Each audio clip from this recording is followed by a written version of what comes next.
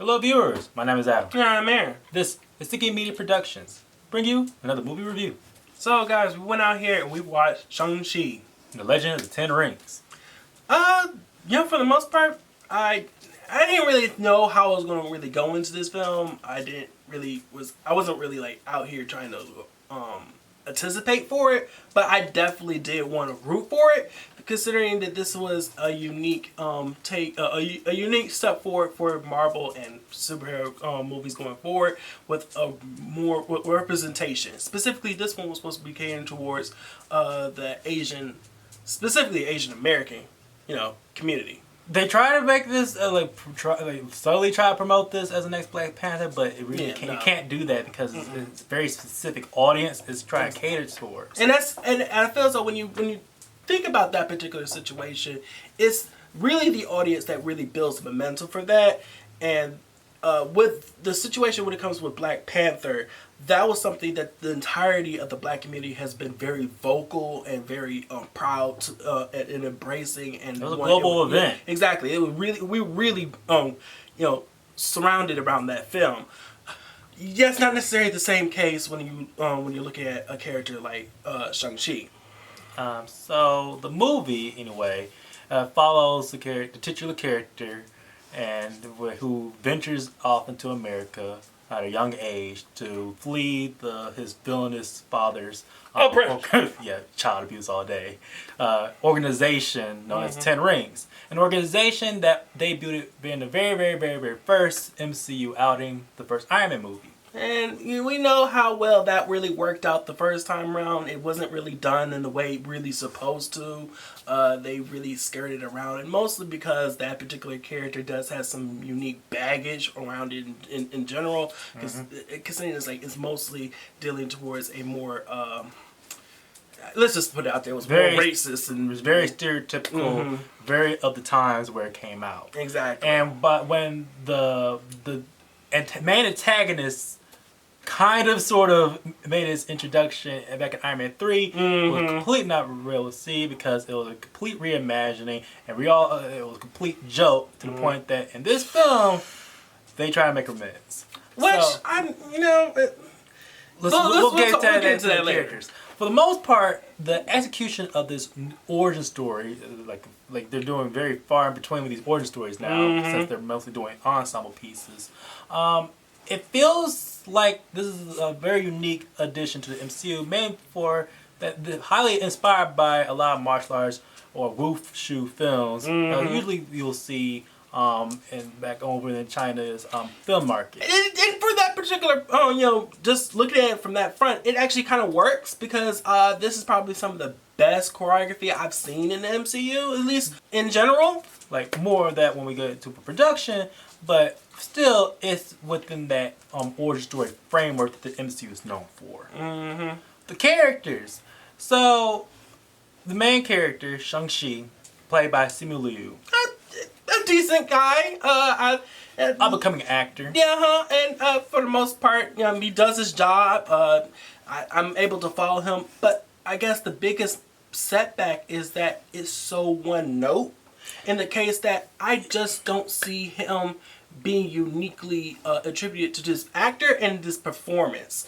For the moment, his character is unlike anything that the MCU's done for a hero, for most of his heroes, because he's mainly just an average guy who knows martial arts. And to be honest with you, that's just not enough when you look at the large scheme of things in the MCU, considering almost all these guys know how to fight, guys and gals. It's the same thing. It's kind of disservice when you try to do that type of representation, but the thing is, all the heroes up until this point, even some of the side characters, they have a unique personality trait. And no offense to the main lead actor. No, not at all. It's just how the character is written. And it's just like, I wish they would have gave this particular character a little bit more to say and express. Because, like I said, I can see the work. I can see Simu Liu in this role and knocking it completely out the park and bringing gravitas towards it that I've seen in other MCU properties. He just needed another unique approach to the character. Co-leading in this film is upcoming star Aquafina, who's like clearly she's like Disney is really utilizing her. Oh yeah, they're going hard with her her and a lot of the products. But up until this point, she's mainly played the same type of character from every role that she's been in. Pretty much. I mean, she's hilarious, but I mean, like. What else is your character all about? Now they try with her character, with Sully, try to express certain themes of East versus West and cultures. But something that I gotta say that I wish would have been even further expressed in this film, especially since that is a huge thing going for a lot of individuals here. Like not losing your culture or trying to find your what makes you it's actually talking about what makes you unique, like what's your drive and things, and how make sure you still honor your culture for where you came from. It's subtly done with the certain characters throughout the film, but I feel as though I think maybe because as a matter of fact is just a blockbuster film for the most part. They want to have these people coming out of the theaters like yeah, you have the idea, but it's mainly just for fun. Exactly, and it's nothing really you can really move forward or sink your teeth into with that particular aspect. But that being said, there are a few cool standouts. Like I feel as though the strongest character in this film is the actress who plays Shang-Chi's sister. I really enjoyed her. Like she was like a firecracker coming right out the gate. I loved almost all of her scenes. There's an intensity to her personality. She took charge. It's quite often that especially how the direction of her story goes. Her name is the character's name is Jane Ling, portrayed by actress Meng Zhang, by the way. But she is I would not have been opposed to seeing her as possibly a lead going she forward. Really should be a lead, considering that she's, like I said, she did a lot of the heavy lifting as far as I'm concerned with the action and the intensity that I wanted out of the main lead himself in this film. But let's get to real meat into why this real reason why this film was probably produced is to make right of the wrongs that was done in Iron Man 3, which was to reintroduce the Mandarin. In this particular case, in this film, realized as Wen Wu. Now, he is, like what we say, he's the leader of the Ten Rings. Mainly based on the fact that his main weapon of choice is that he carries around these reimagined version of the Ten Rings. Yeah, different from the comics. Yeah, the comics it was they really just described them as literally being hand rings. In this particular case, they took a little bit more of a aesthetic approach and looking towards actually the martial arts aspect of fighting and weaponry and realism as these cool futuristic semi-mystical arm bracelets, which it was kind of cool. I'm not gonna admit, I actually really enjoyed that particular aspect. It actually shows like it feels like they could do a hell of a lot more than you would actually saw in the comics. But the character himself, he is established as this immortal emperor type figure, and for the most part, because of the Ten Rings, he is a very formidable opponent. At least on paper. I'm not saying. Do I enjoy that they actually gave him a little bit more to do than he's actually had when he was being introduced the first time? Yeah. But he's not as intimidating as a figure as I would have hoped him to be when you were reintroducing him as this big threat. Now, actor Tony Leung, he is a A-list actor, mainly in the Chinese film industry. And you can definitely see how he's that way in this film because he still brings something cool towards it. Disney's apparently not. They lost the edge when it came to developing live action material, not just like any material in general, but I would say, but mostly with these live action films, that they have lost their drive to actually showcase villainy or at least showcase antagonistic characters that can stay antagonistic.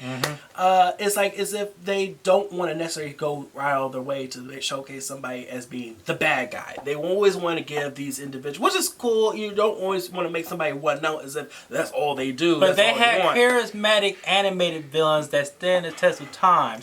So why could you do that with live action? And it's very, very, very few in the MCU who are able to be bad with some personality. But let's talk about some positivity here with the production. Mm-hmm. Director Destin Daniel Cretton. He delivered a unique take on the MCU with, like we said, heavily inspired by martial arts films from that's usually done in the Far East. Probably some of the best martial arts aspects that I've seen in any of these Marvel outings today. Specifically because they don't, unlike they usually do with some of the actions in the series, they actually take their time to actually allow you to see everything that's going on. Yes, the choreography is really is shown out with expertly done camera moves and editing that leads the shots long enough, while also still moves with the characters in which you can actually see what's going on. It's literally poetry written with the human body, just like the films that they're inspired by. Music in this film is also heavily conveyed in very like rarity in Marvel films, but they use a mix of a soundtrack, an original soundtrack actually, with a mix between instrumental and modern day. They actually show that audibly showcase the clash between modern day influence of Asian inspired hip hop and R&B with classical instrumental Asian. Chinese instrumentals. And it helps you, like I said, it all works in this beautiful flow that really, reverberates throughout the entire picture. Of course, because it's an MCU and it's a superhero film, a lot of the choreography is also still enhanced with VFX. And some of it actually works, especially when you look at some of the ways that energy and natural forces are expressed in this flick. But then in certain other respects, it's still as though we're just looking at a hiding cartoon. Well, yeah, because they're going showcase another corner of the MCU. You don't be surprised if you see mystical creatures here, but it's not like the way that you would see mystical creatures that were really better done in other particular series or studios, i.e. Warner Brothers, when they want to bring in some more mystical creatures like a dragon or such. We're not saying what you will see, but it's just that the designs here is they don't necessarily look real. And that's sad because, to be honest with what is introduced in this film, it's not like they couldn't have done that. And it's just a shame that even films way older than this film look better than this one does. And they developed realistic looking creatures that still stands upon other films to this day with a lower budget. Yep. But overall, despite our criticisms, we still had a fun time. So I would say that on average, this is still a good MCU outing. If it wasn't for the fact that how well done the action set pieces are done, it would just be another generic action flick and outing in the MCU. But there you have it. That was our review for Shang-Chi and the Legend of the Ten Rings. Guys, as always, if you like this, please like, share, and subscribe. Please hit that bell down there for more notifications. We want to hear from you. Did you guys go out to go watch Shang-Chi? How did you feel about it? What do you look forward going forward in the MCU? Please let us know. My name is Adam. And I'm Aaron. This has been a Sticky Media Productions. See you guys later.